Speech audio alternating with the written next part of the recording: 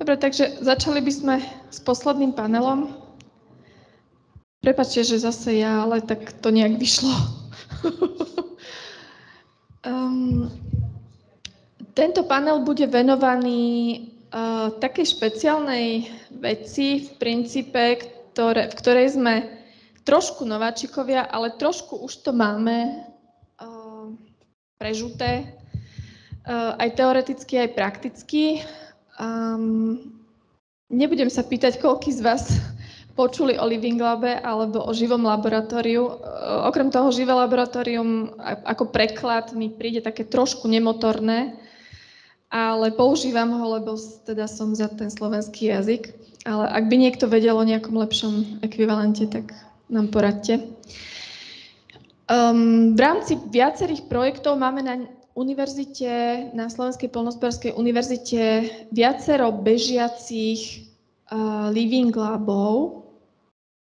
Dnes budeme hovoriť o jednom z nich, ktorý je špecifický tým, že prepája vlastne správu lokálnu, regionálnu a národnú, univerzity, vzdelávanie a výskum, občiansku spoločnosť a teda v podstate všetky tie štyri súčasti nejakej tej štvorzávitnice, o ktorej sa toľko hovorí. Tento Living Lab, čo to vlastne Living Lab je, keďže chceme používať tento pojem, ja som sa snažila zhustiť túto informáciu do len pár slajdov a ostatné veci by som bola rada, keby sme si vydebatovali aj s ostatnými panelistami. No a samozrejme, zabudla som predstaviť panelistov, ja sa ospravedlňujem. Je s nami pán Drahoslav Lančarič, prorektor z Poľnohospodárskej univerzity, ktorý vlastne zastrešuje projekt, v rámci ktorého momentálne tento navrhovaný Living Lab beží. Je s nami pán Peter Buršo, ktorý je starostom obce Bátovce. Znova obec z Levicka, veľmi inovatívna a otvorená novým veciam, hlavne čo sa týka poľnohospodárstva, potravinárstva. Máme tu ešte pána Miloslava Kováča, ktorý síce nie je z Nitrianskeho kraja, ale je takým prototypom občianskeho združenia, ktoré pôsobí v sociálnom poľnohospodárstve, ale aj v takých množstve podporných aktivít. Takže on bude pôsobiť v Living Labe ako taký externý partner. No a to najlepšie nakoniec vinotajná, teda neuberajúc nikomu. Pán Martin Kutálek, ktorý je vlastne predstaviteľom agrosociálneho podniku Tajná, ktorý je teda výrobcom vína, ale zároveň je registrovaným sociálnym podnikom. Takže tu sa nám prepája znova viacero aspektov, o ktorých sme my už dneska hovorili. Čo to teda Living Lab je? Hovoria o tom mnohé definície. Ja som to zhustila do 4 takých fráz. Niektoré hovoria, že to je metodológia na to, aby sa územie transformovalo na udržateľné, aby smerovalo k udržateľnosti, prostredníctvom nejakých inovácií, aby sa dostalo na nejaký udržateľný spôsob fungovania. Niektoré hovoria, že je to otvorená sieť aktérov naprieč sektormi, aby spolupracovali. Určite ste počuli o tých mnohých podobách participácie, co-design, co-working, co-deployment a tak ďalej. Čiže spoločné fungovanie týchto partnerov z rôznych sektorov. Niektoré definície hovoria, že je to zároveň za týmto účelom aj fyzický, ale aj virtuálny priestor, lebo ono to existuje fyzicky, stretávame sa, ale vo virtuálnom priestore máme nejaké platformy, cez ktoré fungujeme.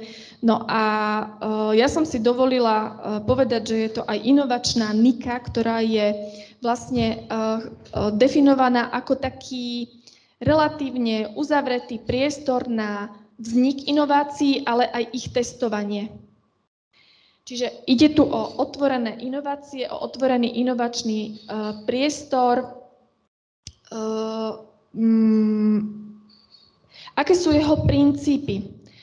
V tej sieti aktérov by mala fungovať výmena znalostí, spoločná tvorba hodnoty, hlavne spoločenskej hodnoty. V tomto našom type, teda Living Labu, smerovanie k udržateľnosti, otvorené inovácie, otvorená veda v reálnych podmienkach, čiže kvázi v reálnom živote, zavádzanie, testovanie, prototypovanie inovácií. A teda tie inovácie majú byť riadené používateľmi samotnými. Ten, kto používa, má povedať, že áno, toto nie. Takže toto sú také úvodné poznámky k takému vymedzeniu. Ja by som poprosila na úvod pána prorektora, aby povedal niečo o projekte, pár slov o projekte, v rámci ktorého vlastne tento Living Lab, alebo o 2 projektoch, v rámci ktorého tento Living Lab je vytváraný. Ďakujem pekne za slovo, tak dovoľte, aby som všetkých pozdravil, tak aj ďakujem za vytrvalosť, že ste ešte zostali. Living Lab je nový koncept, nový pre slovenskú realitu, to zase treba taký disclaimer urobiť.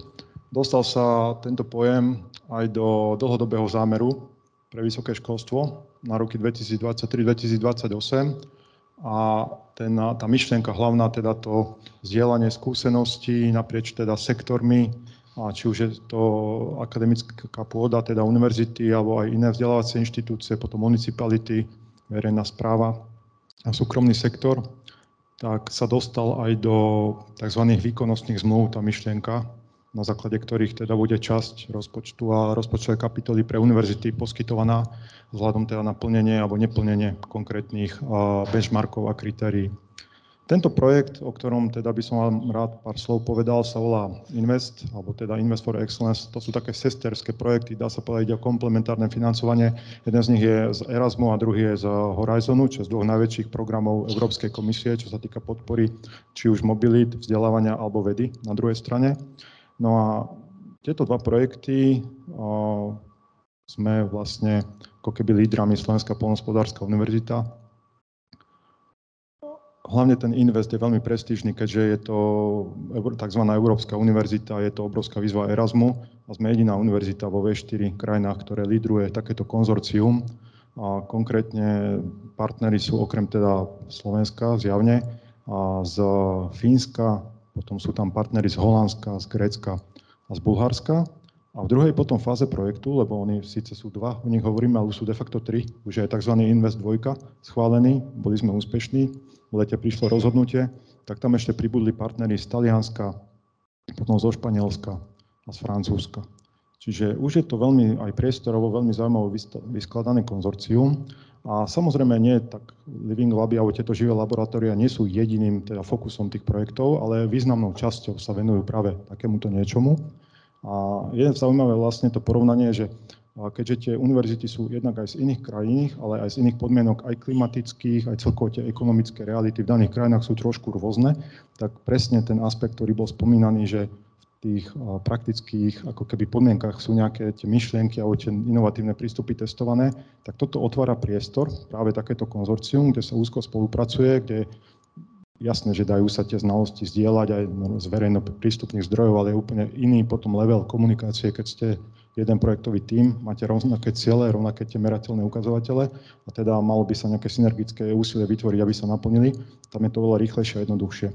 Čiže na jednej strane Slovenská republika, keďže tento koncept, ako som spomínal na začiatku teraz tohto môjho vstupu, nie je nám až tak vlastný, tak je tam obrovský priestor pre nás, aby sme to nejakým spôsobom dokázali vstrebať, aby sme sa dokázali naučiť, hlavne od kolegov z Fínska niečo, od kolegov z Holandska, ale aj veľmi ďaleko v tomto sú aj Taliani, pretože to je univerzita z Milána, ktorá je považovaná za jednu z najinovatívnejších relatívne mladých univerzít európskych, naozaj v tých rankingoch, ktoré merajú tieto aspekty, je strašne vysoko táto univerzita. A presne to, čo aj tu bolo v minulom panele spomínané, všetky tieto zelené strechy, to je pre nich už úplne že bežné, to tam takto realizujú tieto koncepty.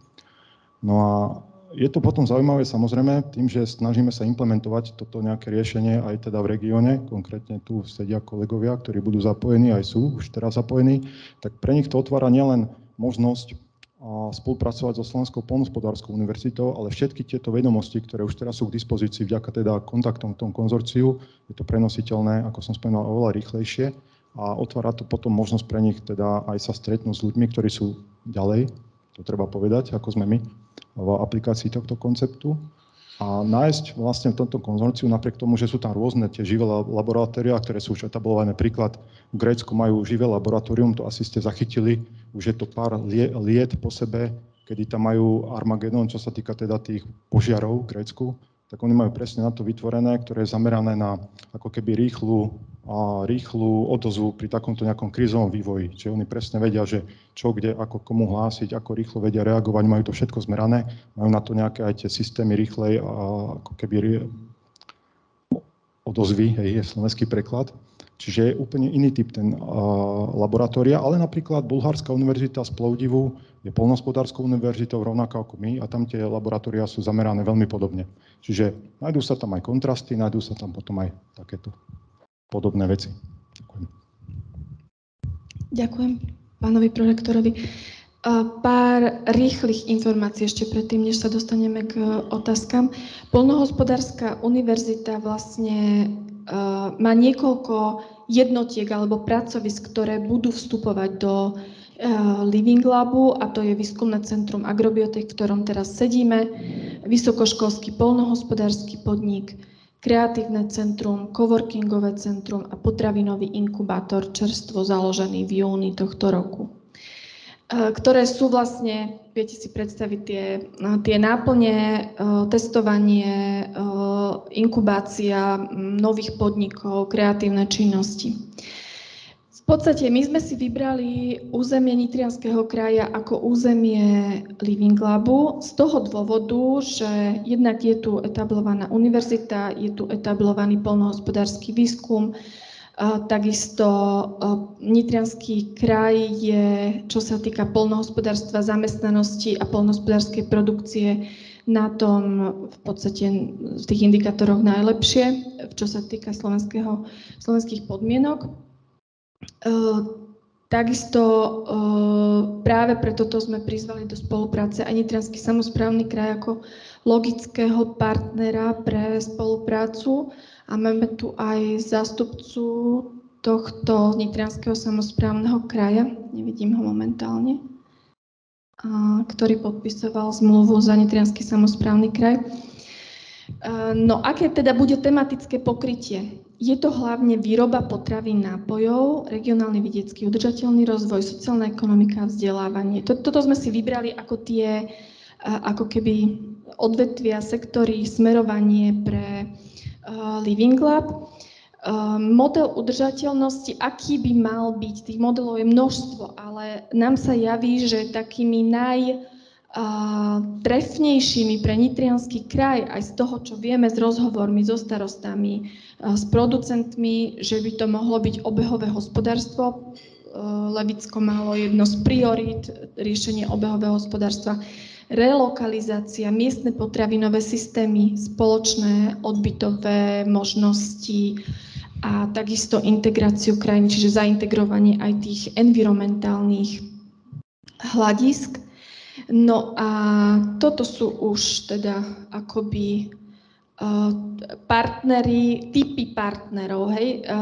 Podotýkam, je to otvorený klub, nie je tu nič uzatvorené, zatiaľ sme podpisovali nejaké súhlasné listy s niekoľkými z vás, niektorí súhlasili ústne, ale veríme, že sa posunieme v krátkom čase zase ďalej. Takisto regionálne centrum Míry máme v klube, za čo veľmi sme vďační, regionálne centra, Centrum sociálnej ekonomiky, miestne samosprávy, veľmi cenný partner. No, ja by som prešla k otázkam a potom si alebo možno, že je logické, ešte ten jeden slajdík, teda dovolte mi, aké sú prínosy, čo teda v tom má vidieť ten stakeholder z tej danej skupiny stakeholderov. Samospráva môže v tom vidieť zefektívnenie, skvalitnenie verejných služieb, vyššiu návratnosť investícií. Hej, keď si niečo sa prepojí s niekým, tak možno synergicky vyrieši nejaký problém, ktorý by sama riešila oveľa drahšie a možno, že zložitejšie. Zníženie verejných výdavkov takisto. Pre nás univerzitu pre vzdelávanie a výskum určite skvalitnenie výučby. Mnohí, čo sme tu učitelia, učíme v prepojení s praxou a je to úžasné proste dávať tým študentom niečo, čo reálne existuje a nie niečo, čo by mohlo teoreticky. Samozrejme aj teoretický základ je dôležitý, ale samozrejme predmet výskumu a dáta pre ten výskum. Podnikatelia v tom môžu vidieť inovatívne nápady, to nie je nič nové, to sú vlastne overené dáta týchto Living Labov je v Európe 480 momentálne zaregistrovaných v sieti. Všetci majú tieto efekty, hej, dizajnovanie produktov, môžu si dať do Living Labu tým užívateľom, hej, vyjadriť názor, prototypovanie, testovanie trhu. No a občan logicky sa dostane môže si identifikovať tie potreby, mnohorazí tie potreby sú latentné, ani o nich možno nevie, že by mohol potrebovať niečo, čo by mohol. Zlepšenie vybavenosti, skvalitnenie územného kapitálu. No a teraz teda to, čo veľmi súvisí, prejdeme k otázkam teda pre našich panelistov, to, čo veľmi súvisí s fungovaním Living Labu, sú otázky, ktoré súvisia so spoluprácou, lebo to je prvý moment. Kto s kým, na čom spolupracuje, hej? Že čo tu je, čo tu už je, lebo nejdeme vytvárať niečo na zelenej lúke. Najskôr spravíme v podstate analýzu zainteresovaných strán. Kto má aké kompetencie, záujmy, s kým spolupracuje, čím by sa mohol zapojiť, aké má problémy. Čiže jednou z otázok pre našich panelistov je otázka, aký je význam spolupráce naprieč sektormi, ako vlastne oni spolupracujú s tými inými sektormi, aby uviedli nejaké príklady, alebo prípadne, že kde sú také úzke miesta, že kde vidia také tie bariéry v tej spolupráci. Možno by som začala pri podnikateľskom subjekte, hej, pán Kutálex tu zastupuje ten subjekt, ktorý je sociálnym podnikom a zároveň teda.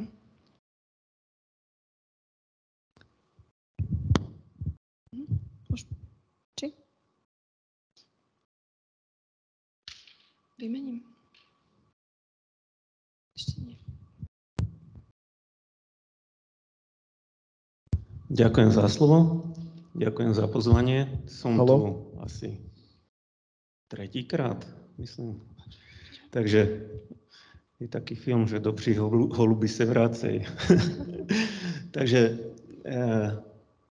my to robíme na tajnej v podstate tým, že sme z toho súkromného sektoru podnikatelia, hej.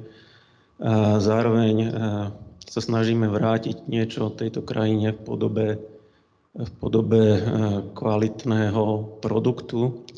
Samozrejme, nehovoríme, že je to lacný produkt, pretože keď robíte niečo kvalitne, tak za tým je veľa úsilia.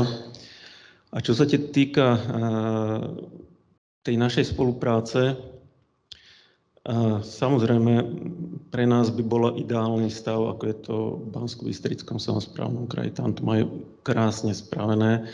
To znamená, že tá kooperatíva vyššieho územného celku s tým, ktorý v tejto branži podniká, myslím, so sociálnym zameraním. Pre nás by bolo ideálne, keby takáto spolupráca vlastne fungovala aj v tomto kraji. Čo sa týka sektorov, tak ten súkromný sektor je postavený na biznis pláne, na marketingu, na veľmi spektrálnom zadávaní určitých vecí, ktoré vám budú prinášať nejaký hospodársky výsledok. Samozrejme, že naši koncoví ako keby zákazníci sú hlavne fyzické osoby, sú to firmy a ten sektor, ktorý v rámci našej kooperácie nám zabezpečuje aj také, poviem, že koncového zákazníka, hej, tak sú to v podstate veci spojené so sociálnymi sieťami. Dneska, keď nie ste na sociálnych sieťach, neexistujete. Takže toto sú ako keby naše marketingové veci, ktoré sa spájajú s tým, ako my fungujeme v rámci odbytišťa ako takého. To znamená, že my, keď máme nejakú inovatívnu vec, niečo nové v rámci produktu dávame do života, samozrejme, že od toho sú naši ľudia, someliéri a tí, ktorí sa tomuto venujú a povedia, že áno, toto si trh žiada, toto je to, čo vo výsledku my vieme zhodnotiť a predať. A samozrejme je to predikcia toho, ako sa ten trh bude správať. No tak naše produkty sú tie, ktoré nie sú celkom bežne na pultových predajniach, ale sú to v podstate veľmi, veľmi špecifické veci. Takže zároveň spolupracujeme s univerzitou, s poľnohospodárskou, ktorá nám ako keby v rámci tej spolupráce predurčuje možno nejaký význam toho konkrétneho produktu, ktorý my v podstate budeme v nejakej budúcnosti tvoriť. Takže toto je ako keby tá naša ako keby spolupráca s inými ako keby, alebo to, čo nás ako keby prezentuje na tom trhu. Môžem ešte takú doplňujúcu otázku v rámci sociálneho podniku, agrosociálny podnik. S kým z iných sektorov spolupracujete? Lebo to je zase taká tá medzisektorová No, to je to, že dobre viete, že zákon o sociálnej ekonomike hovorí, že každý subjekt, ktorý zamestnáva viac ako 20 ľudí, má tzv. Povinnosť zamestnávať marginalizovanú alebo znevýhodnenú skupinu ľudí. Hej? A na základe tohoto my vieme v podstate pokrývať dopyty našich zákazníkov, ktorí si toto neplnia ako tretích strán. Hej? Takže našimi zákazníkmi v podstate, ak si za týmto účelom chce niekto kúpiť našu značku alebo náš produkt, tak vieme v podstate uspokojiť či už obce, poviem, že tých, ktorí si toto neplnia, napríklad veľké firmy alebo aj štátne podniky, ktorí nemajú v podstate túto povinnosť pokrytú. Takže týmto náhradným plnením my toto vieme ako keby pokrývať, tieto potreby týchto tretích strán. No, v podstate týmto náhradným plnením, ktoré prešlo v podstate, ono bolo vytvorené pre chránené dielne. V danom čase v našich chránených dielniach doteraz pracuje okolo 11 000 ľudí, v sociálnych podnikoch je to okolo 4600. A túto kolegyňa, keď hovorila o chránených dielniach, tak áno, máme ich veľmi veľa ešte na trhu a sociálnych podnikov nie je toľko, hoď v podstate tých zdrojov z Európskej únie plynie pre sociálne podniky ďaleko viac. Ale keďže toto prišlo, alebo táto možnosť náhradného plnenia prešla aj na sociálne podniky, tak našim partnerom môže byť ktorýkoľvek, poviem, že ktorákoľvek právnická osoba, ktorá si toto neplní a zároveň v podstate dáva svojou zákazkou prácu ľuďom, ktorých zamestnávame, ktorých integrujeme, ktorým dávame možnosť ako keby realizácie. A tých, ktorí v podstate my zamestnávame, sú to ľudia, ktorí poviem, že už sú na hranici zamestnateľnosti. To sú tí, ktorí ako keby ten, kto má firmu, tak sleduje profitabilitu, sleduje hospodársky výsledok, sleduje produktivitu toho človeka. To sa pri týchto ľuďoch celkom nedá. My sledujeme trvalú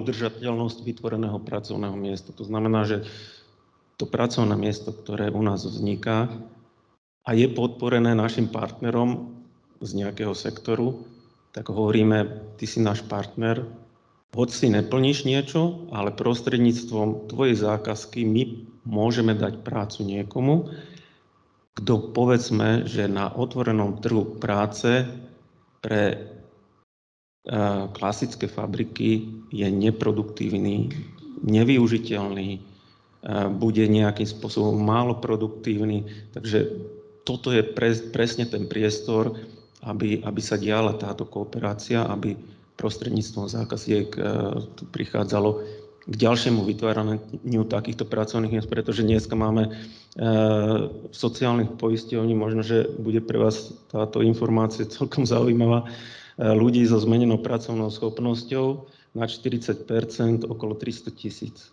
To znamená, že z produktívnej časti obyvateľstva je to takmer 10%.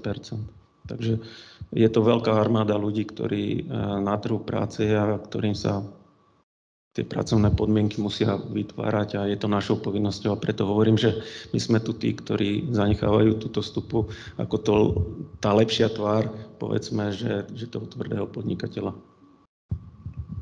Ďakujem. Ja by som to spravila tak na preskačku, že teraz pán prorektor by nám povedal,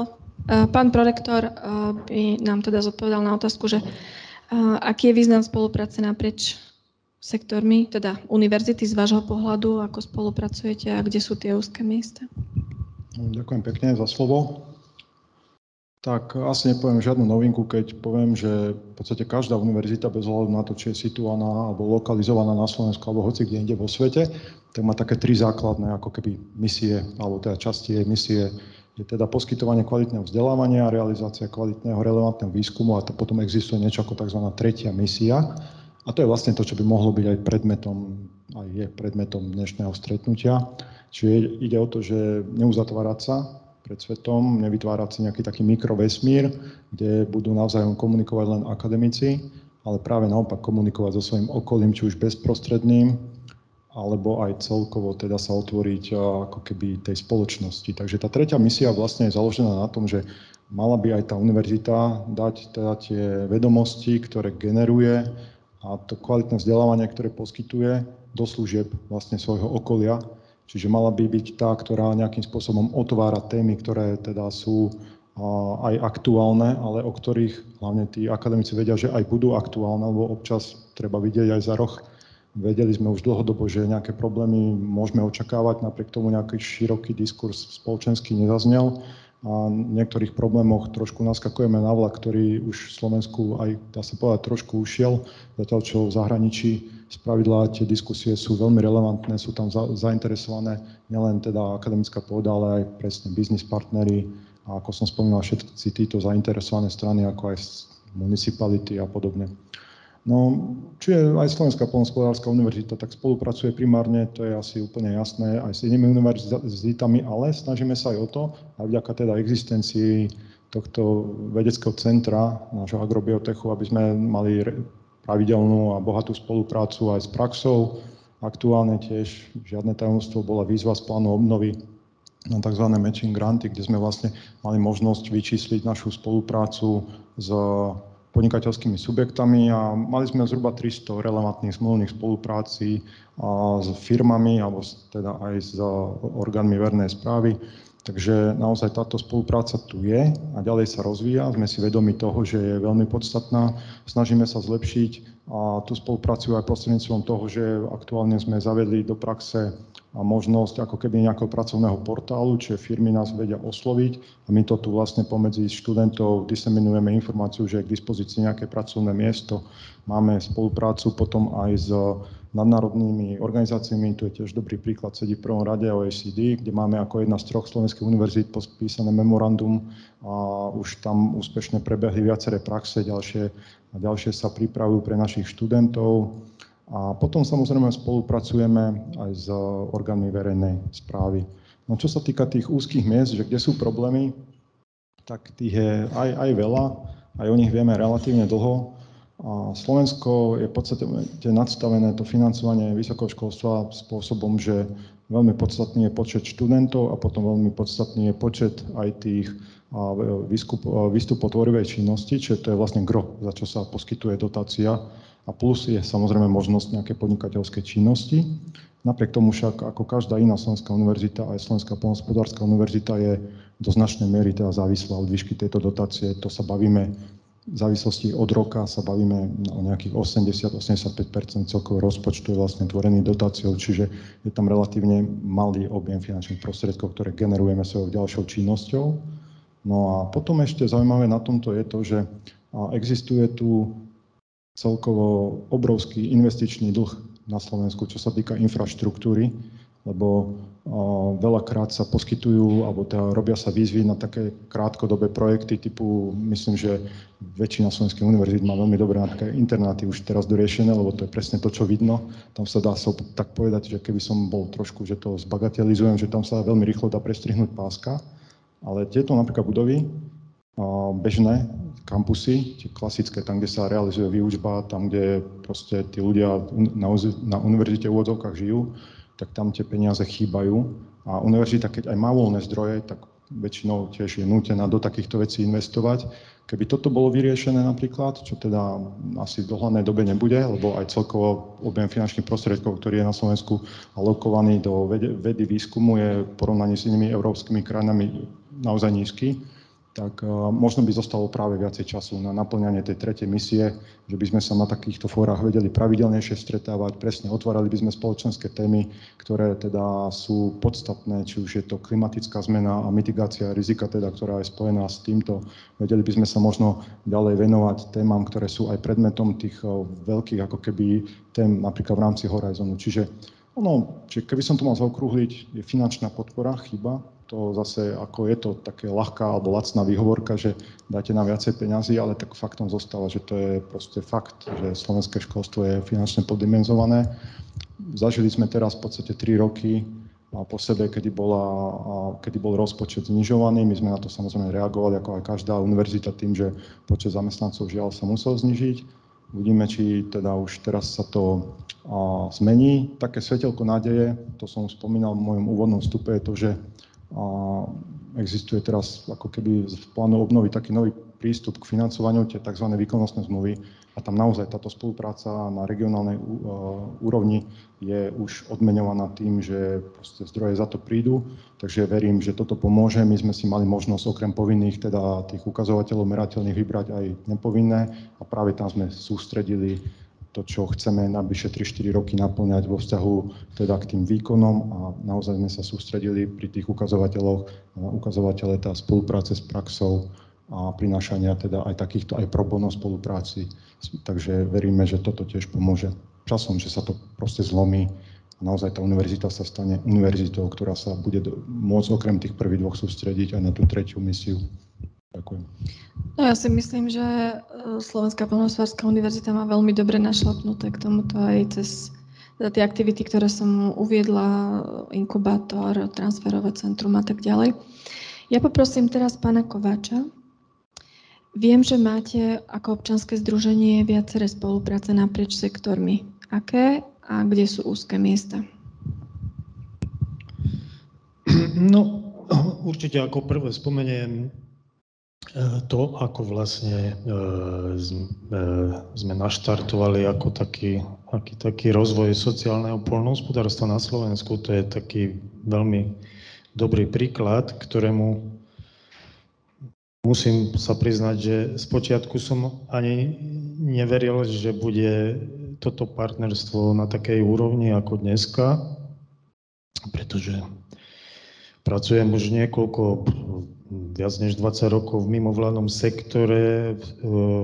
Stretol som sa s rôznymi pokusmi o partnerstva s rôznymi projektmi a už niekoľko rokov spomínam dve základné problémy, ktoré bránia nejakými komplexnejšími riešeniami problémov, a to je vlastne dnes už veľakrát spomínaná chýbajúca medzirezortná spolupráca a druhá vlastne tá spolupráca v regiónoch. V podstate na Slovensku sa neustále stretávam s tým, že nevieme spolupracovať, nedôverujeme si a mám radosť, že vlastne na dnešnom stretnutí niekoľkokrát rezonovala táto vec a vlastne aj tento projekt si myslím, že dokáže, ako sa to dá. Takže vlastne my sme v roku 2017 nezávisle na sebe realizovali projekty týkajúce sa sociálneho poľnohospodárstva, čiže naša organizácia Druživa a taktiež Poľnohospodárska univerzita pod vedením pani profesorky Lacko Bartošovej. Takto sa naše cesty spojili a vlastne my sme si sadli. Zistili sme, že aj z krajín V4 sme asi najviac pozadu v rozvoji tohto konceptu. Tak sme si sadli, čo teraz, ako to naštartovať. Aj?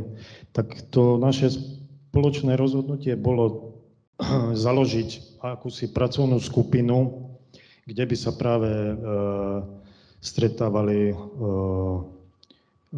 rôzne rezorty. K dnešnému dňu má táto pracovná skupina veľmi dobré zloženie, na čo som hrdý.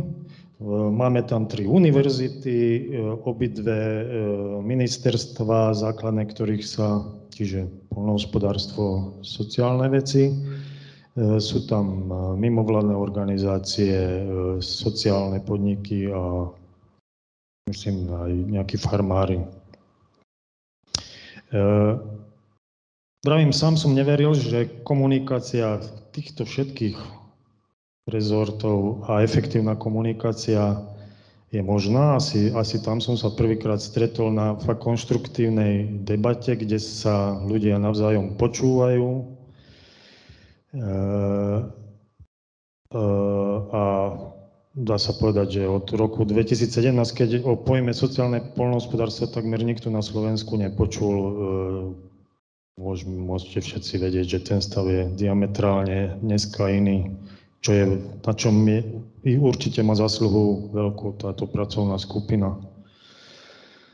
No a vlastne ešte spomeniem takú praktickú vec. My už konečne po nejakej etape angažovania sa v rozvoji sociálneho poľnohospodárstva na teoretickej úrovni sme si povedali, že je čas už ho začať realizovať aj v praxi. A chceli sme to v meste, kde sídlime, ide o mesto Rožňava, tak my sme tam už pár rokov predtým mali nejaké spoločné aktivity s domovom sociálnych služieb, ktorého služby využívajú ľudia s mentálnym a duševným postihnutím. Tak nejakou prirodzenou debatou, zistením potenciálu, zdrojmi, ktorými sme navzájom disponovali. Je tam areál pri tomto domove sociálnych služieb, ktorý žiaľ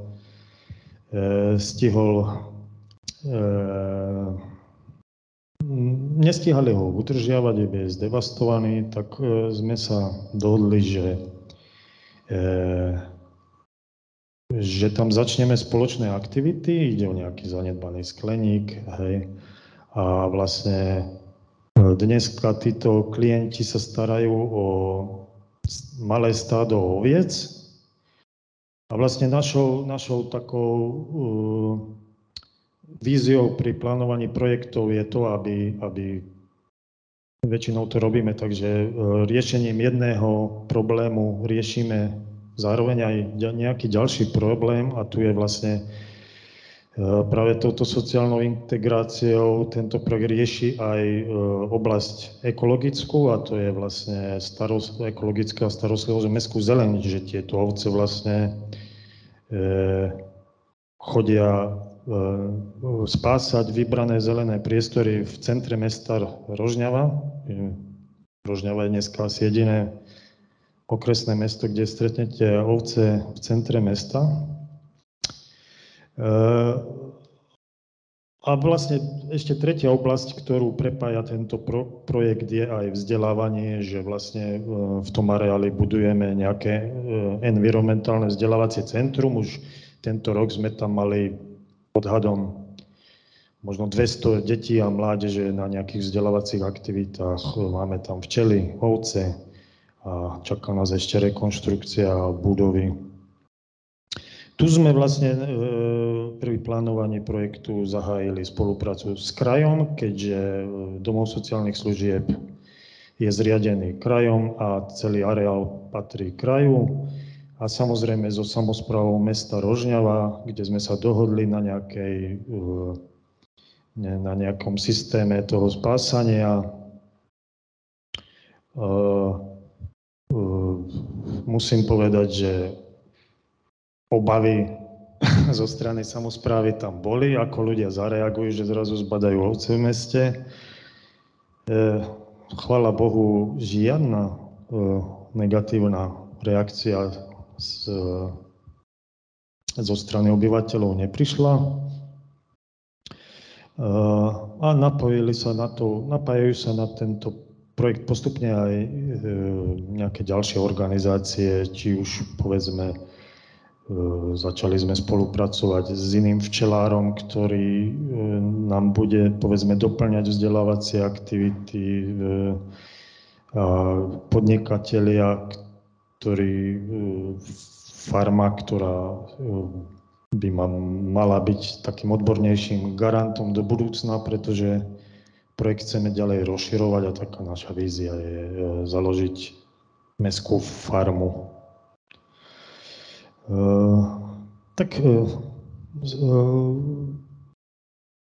Myslím, že zapájanie na začiatku čo najviac partnerov nám prinieslo akosi zamedzenie vzniku ďalších problémov do vecí, do ktorých sme my nevedeli. No a tie úzke miesta, neviem, asi skončím a predám. Skúsme potom v druhom kole. Ja sa dovolím si, teda keď sa pozerám na tie otázky, tak tie miesta vzniku spoločenskej hodnoty v podstate ako keby vyplávajú vždycky z každej tej odpovede, takže tu by som vynechala.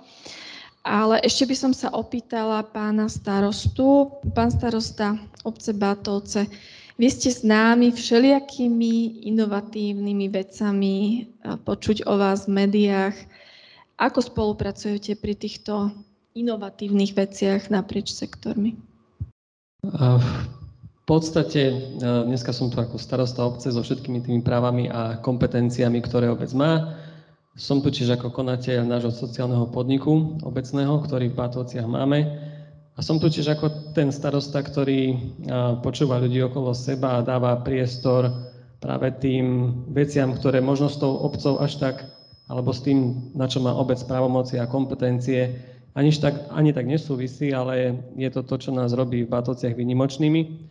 A jedným z takých produktov alebo projektov je aj projekt gazdovských trhov, ktoré v našej obci organizujeme už 5. rok. A je to vďaka takej spolupráci, kde si vlastne regionálni producenti alebo lokálni producenti združení v gazdovskom spolku Holmtekov. Je tam spolupráca s nami ako obcov a tiež spolupráca s miestnou akčnou skupinou. A postupom času prichádzame na to, že na tie gazdovské trhy sú napojení aj naši napríklad miestni lokálni podnikatelia, ktorí síce priamo nevyvíjajú aktivitu, že nepredávajú na tých gazdovských trhoch napríklad, ale s tým, že tie gazdovské trhy, ktoré sa konajú teda už 5. rok každú sobotu, chodí strašne veľa ľudí, návštevníkov aj mimo našej obce, to znamená zo širokého regiónu, tak títo ľudia, keď prídu na tie gazdovské trhy, tak navštívia aj naše lokálne prevádzky, napríklad po obci, hej, že máme v Bátovciach pekáreň, ktorá má svoju podnikovú predajňu, tak už keď idú na ten gazdovský trh, tak sa zastavia aj v tej podnikovej predajni, zastavia sa už aj v miestnych potravinách, a zastavia sa v miestnej, kaviarni alebo krčme. A toto je to, kde nejaký produkt alebo niečo, čo sme vytvorili prvotne preto, aby sme ponúkli tým našim obyvateľom alebo návštevníkom regionálne produkty, tak zase sme pomohli aj tým našim podnikateľom v inom sektore, pretože majú ďalších návštevníkov a tie soboty sú naozaj u nás v Bátovciach silné, čo sa týka predaja, či už v potravinách alebo tých ostatných prevádzkach. Ale je to niečo, čo robíme v rámci obce navyše, že je to niečo mimo našich štandardných kompetencií a úloh. No a tie úzke miesta, kde sú, častokrát neviete niekomu vysvetliť, že prečo je to dôležité a čo vám to môže časom priniesť. Každý vidí len, že je nejaký gazdovský trh, ale už málo kto si uvedomuje to, že nám sem príde 500 ľudí tú sobotu na ten gazdovský trh, že to je spojené s tým, že sa nám stalo zo párkrát, že tí niektorí ľudia, ktorí tie Bátovce nepoznali, tak sa tam rozhodli kúpiť dom, rozhodli sa tam bývať a dneska v Bátovciach nemáte jeden dom voľný na predaj, lebo tí ľudia si obľúbili to prostredie, tú prírodu, to tempo, ktorým ideme, že sme jednoducho jednak progresívne sa rozvíjajúca obec, na druhej strane sme obec, ktorá je naklonená tým environmentálnym hodnotám alebo lokálnym hodnotám. A toto je vec, ktorá ľudí niektorých oslovuje a rozhodnú sa to kúpiť chalupu alebo priamo v obci bývať. Toto je to, čo si myslím, že je úžasné na tom, že to dokáže spojiť aj ľudí, ktorí by sa možno v živote nespojili. Na čomu sa teším, bude tá spolupráca s tou univerzitou, ktorú sme v podstate začali len tak zatiaľ neformálne, alebo teda nejakým začiatkom spolupráce. Ale ja sa veľmi teším tomu, čo všetko ešte môžeme vymyslieť. Aj takéto fóra sú priestor na to, aby sme sa možno dozvedeli o veciach, o ktorých by sme sa v tom štandardnom procese našom fungovacom nedozvedeli. Takže z mojej strany ďakujem pekne za pozvanie. No, my sme poctení, že ste že ste prišli. Samozrejme, to je pre nás veľmi prínosné. Ja ešte možno, že nesformulujem to asi tak dobre ako vy. Vy ste boli aj ocenení na medzinárodnej úrovni za tie bátovské trhy? Áno, je to ocenenie, ktoré patrí všetkým tým našim lokálnym producentom a ľuďom, ktorí celý týždeň tvoria a starajú sa o tie produkty, alebo ich vyrábajú, alebo ich pestujú a každú tú sobotu ráno prídu na ten gazdovský trh.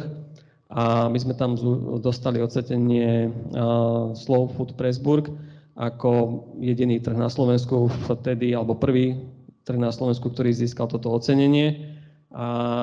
I bolo to ocenenie, ktoré vlastne je zrkadlom toho, že my ako gazdovský spolok Hontekov garantujeme lokálny pôvod a čerstvosť tých potravín. To znamená, že každý ten jeden predajca alebo producent, ktorý chce prísť na ten gazdovský trh, tak musí prejsť nejakou našou vnútornou kontrolou, lebo berieme za to zodpovednosť, že tie produkty sú naozaj z nášho okolia, z nášho regiónu a z nášho územia. Ja to potvrdzujem, ja som taký spokojný zákazník na vašich trhoch vždycky. No, keďže vlastne tá prvá otázka bola asi dosť komplexná a vyjadrili ste sa k viacerým veciam, ja by som možno, že navrhla už len jedno kolo, také záverečné. Čo by podľa vás pomohlo, ešte pán Kovač, možno, že tie úzke miesta, ak si premyslel, medzi tým, čo by pomohlo uľahčiť spoluprácu, alebo že čo je ten moment, že kedy by ste išli do spolupráce naprieč sektormi, alebo čo by pomohlo, hej? Aký zásah, opatrenie? Viete to? Môžete?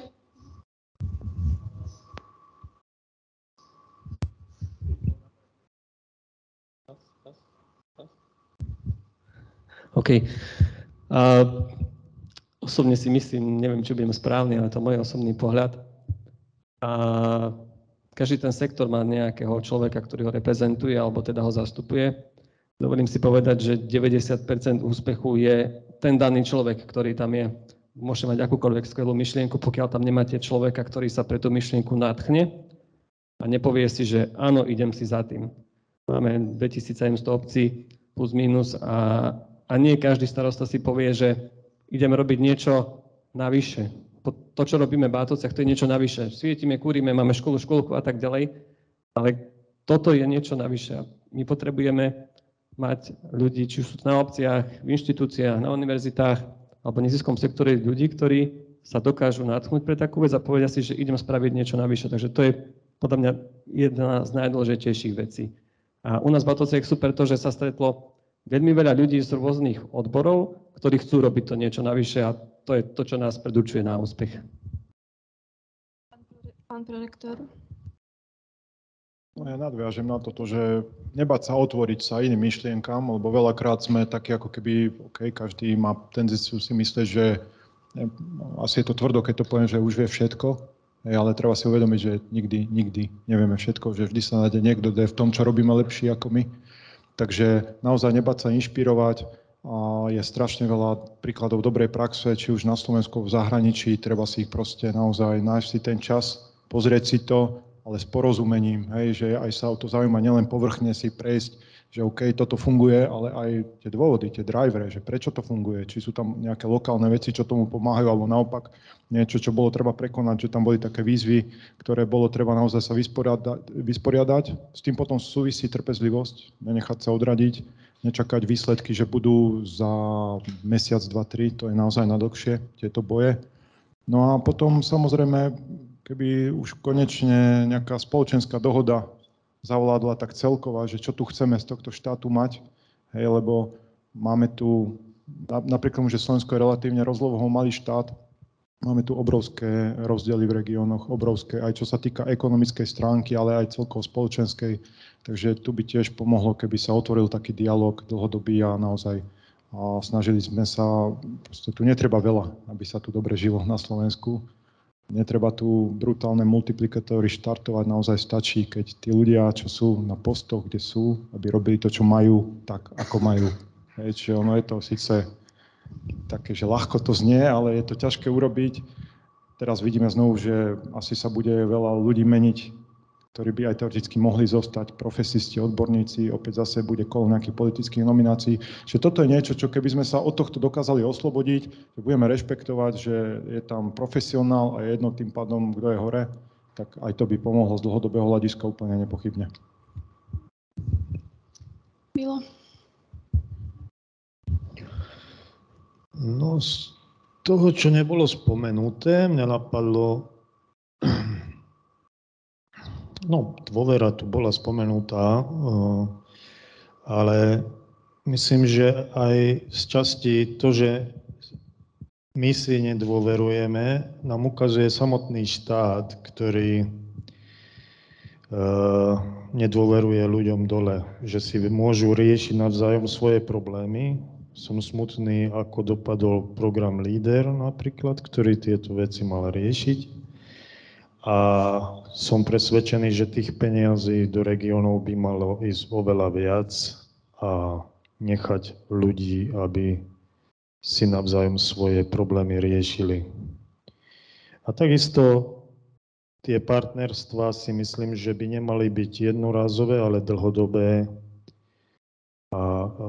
Pretože dlhodobé partnerstvo, bol tu spomenutý ten príklad z Grécka, keď každý vie, čo má robiť, keď sa stane nešťastie, alebo bol tu COVID a keby tie partnerstvá tu už dávno boli, tak každý vie, čo má robiť a ten chaos, ktorý sme sledovali, by tu nebol. Hej?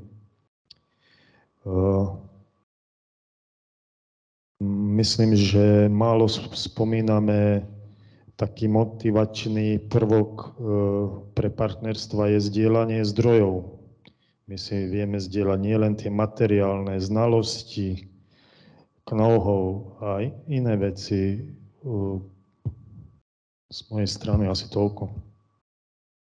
Martin? Ja by som ešte k tej nejakému odhodlaniu niečo spraviť pripojil vášeň. My tu na Slovensku sa nadchneme pre niečo. Je to nadchnutie, ktoré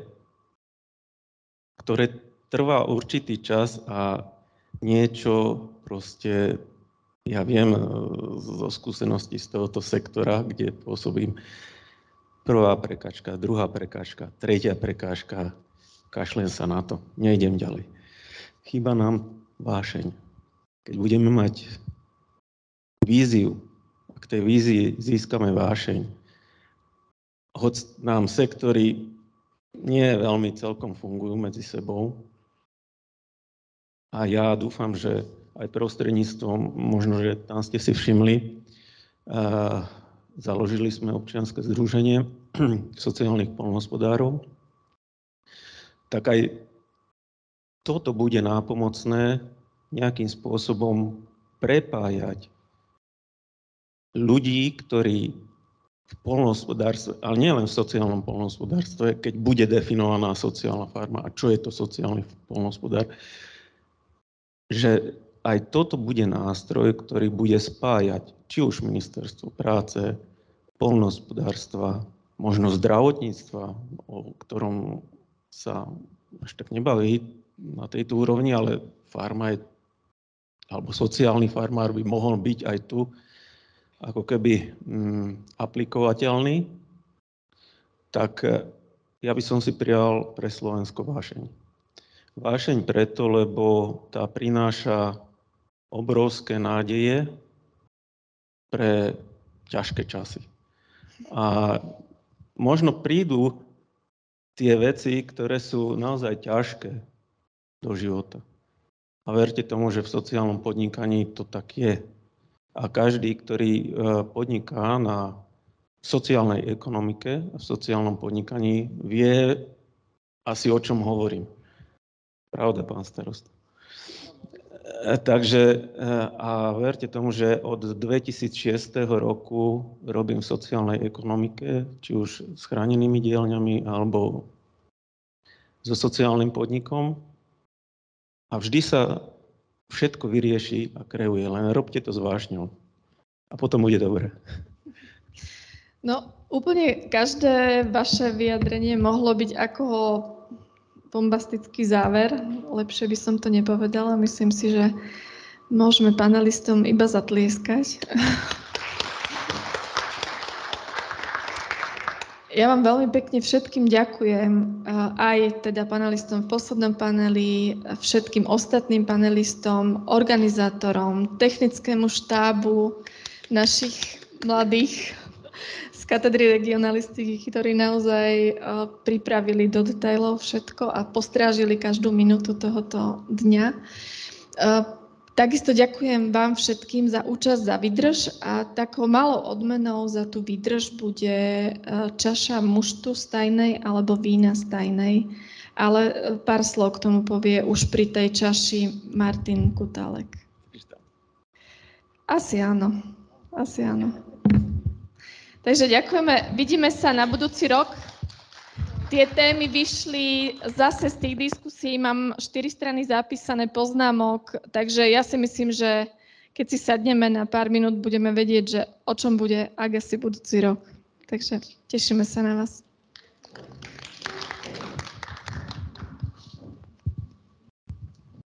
Ešte aj do online, že... Ďakujeme samozrejme aj tým, ktorí sa pripojili. Neviem, koľky ešte vytrvali, 15 sú pripojení ešte v online. Ďakujeme za vašu výdrž. Škoda, že tá čaša vína nemôže putovať aj vám, ale možno na budúci rok fyzicky. Dovidenia všetkým.